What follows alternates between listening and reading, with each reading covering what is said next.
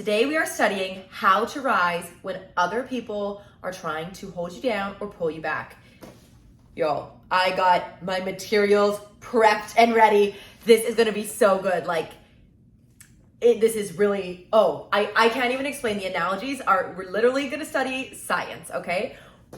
This lesson was inspired by a chapter from Dr. Robin Sharma's book, The Wealth Money Can't Buy, that I was reading this morning. So I'm gonna read out, it's this little half a page chapter, and then we are going to study the forces of science, okay? And I'm gonna draw you a diagram, which I have already prepped. It's gonna be good. I hope you're listening, okay? I hope you're watching. Now this chapter is chapter 61 from The Wealth Money Can't Buy. I'm gonna just read it word for word, and then we're gonna study. It's called Other People's Bad Behavior is Not Your Business. And the chapter that it's from is, oopsies. Sorry team, give me one sec here. Family. It's called The Happy Family, Happy Life Habit. So it's talking about relationships, basically. The relationships with the people that you love the most or that are the closest to you. Other people's bad behavior is not your business. If someone disappoints you or otherwise hurts you, that's on them, not on you.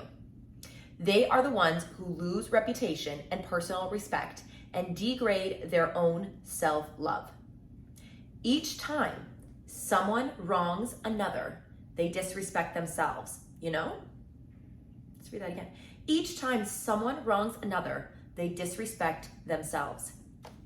At an unconscious level, their bad behavior causes their shame to grow, their feelings of unworthiness to increase, and the connection with their highest selves to further dissolve. You didn't do anything wrong, so why should you beat yourself up about it? You are living your truth, steadfast in your values, and treating people well. Good karma will be your reward, and inner peace will be your repayment. Good karma will be your reward, and inner peace will be your repayment. Let the wrongdoer be. Let the wrongdoer be. That's their state. And let them walk the path they are meant to walk. If you allow them to ruin your days and pollute your peace, they have won. If you allow them to ruin your days and pollute your peace, they have won. Let's reread the first sentence from this chapter. If someone disappoints you or otherwise hurts you, that's on them, not on you. How powerful, how good. Such a good book, 10 out of 10 would recommend, okay? The Wealth Money Can't Buy, Dr. Robin Sharma. So let's apply looking at flight, okay, to how other people act and how you react. Have you heard the analogy of the eagle and the crow? Have you heard the analogy of the eagle and the crow? I told you today was jam-packed, okay? We're going through 3 things. It states that a crow will latch itself onto an eagle's back and peck at its neck. It will peck at it. But the eagle does nothing.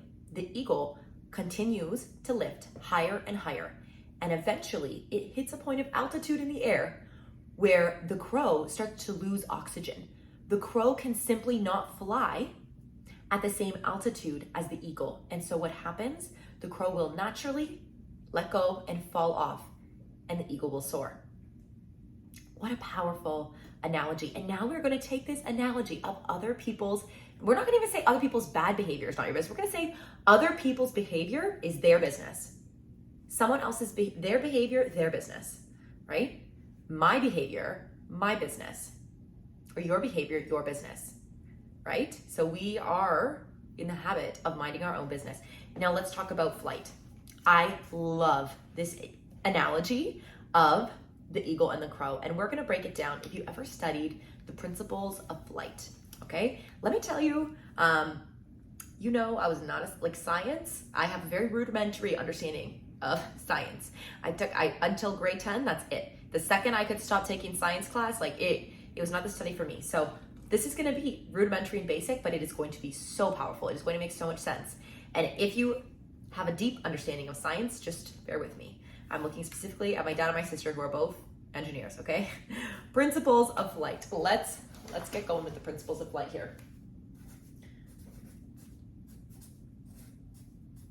I feel like it's better, and you can let me know what you think in the comments, for me to actually draw these diagrams with you. It's kind of fun seeing the blank page and seeing it all come together, as opposed to me just having the thing ready. Like if you've watched a short or a TikTok, I make the TikToks based on what we studied on that day. Principles of flight. So let me know what you think, because I'm relatively new at this and trying to improve every day. So, of a plane.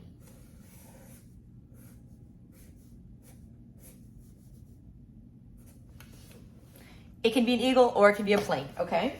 There are 4 forces of flight. Oh, sorry, that was loud. Let's see. You know what? Markers. That's going to be my next investment, is markers.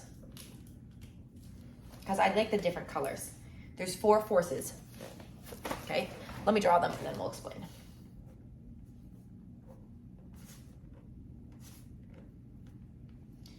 This is... Does anyone know this? Can I come even closer? I'll focus the book there. Nope. Focus the book. Focus the book. Come on.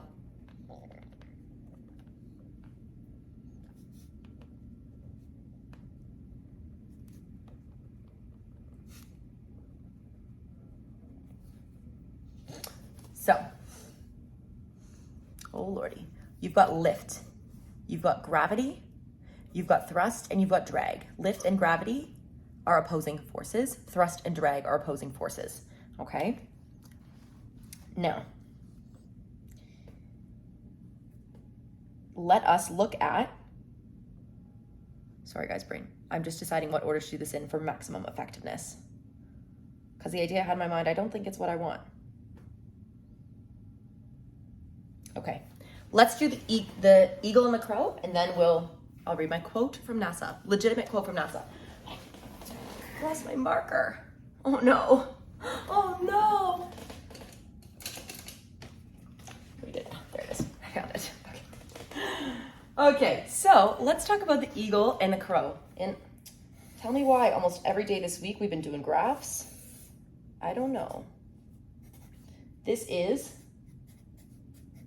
altitude. This is flight. We'll just call this distance. Right?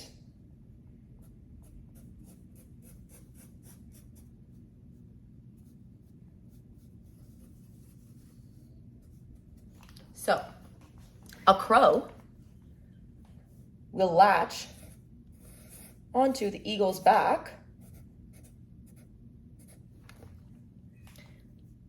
and the crow can only go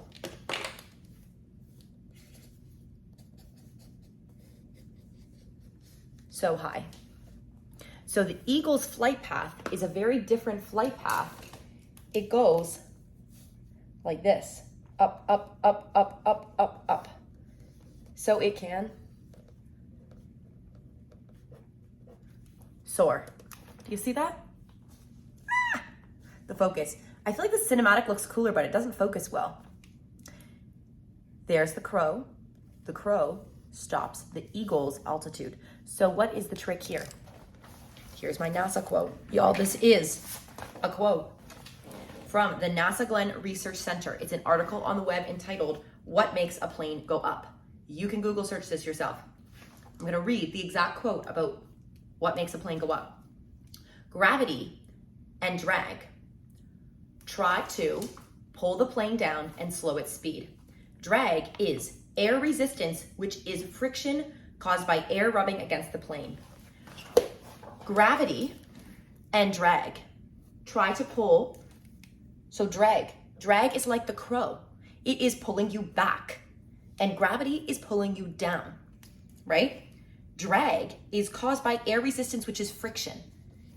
So you can think of, what is pulling you back, whether it's a person, whether it is a limiting belief, whether it is a comment that you have just not been able to let go, a piece of criticism, a piece of constructive feedback. It is causing friction, right? It's nasty, it's bugging you, it's rubbing at you constantly. That is pulling you back. And gravity, we can say, is realism, right? Maybe that's the bordering on pessimism, but it's realism, that's reality. So sometimes we want to soar so high, but we do need a sense of reality to keep us in touch. Otherwise, we go up too high, that's mania, okay? A plane must be built so that lift and thrust are stronger than the pull of gravity and drag by just the right amount. Listen again. A plane must be built so that lift, the upward force, and thrust, the forward force, are stronger than the pull of gravity and drag by just the right amount. Lift from the wings is used to overcome the force of gravity. Lift from the wings is used to overcome the force of gravity. Lift from the wings. That's the eagle, right? That is the eagle lifting us up so we can soar. So when other people, let's take it back, let's wrap it all together. How other people's behavior is their business and your behavior is your business. Do not sink to the level of the crow. You are going to rise to the level of the eagle, because what happens when you rise?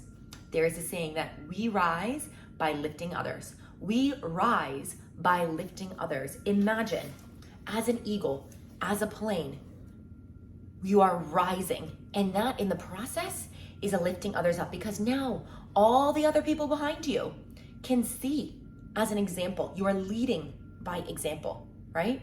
So to come back down and to try to pull them up doesn't work. You have to lift, you have to rise, you have to rise above whatever that, the friction, those comments, the judgments, the other people's opinions, their behavior. You don't react how they react, you react how you want to react. Yes?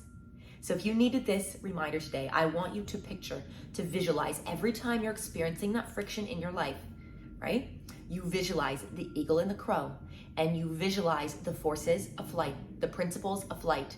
You visualize the lift and the thrust. You visualize going up and forwards, right? And naturally, to go up and to go forwards, you must let go.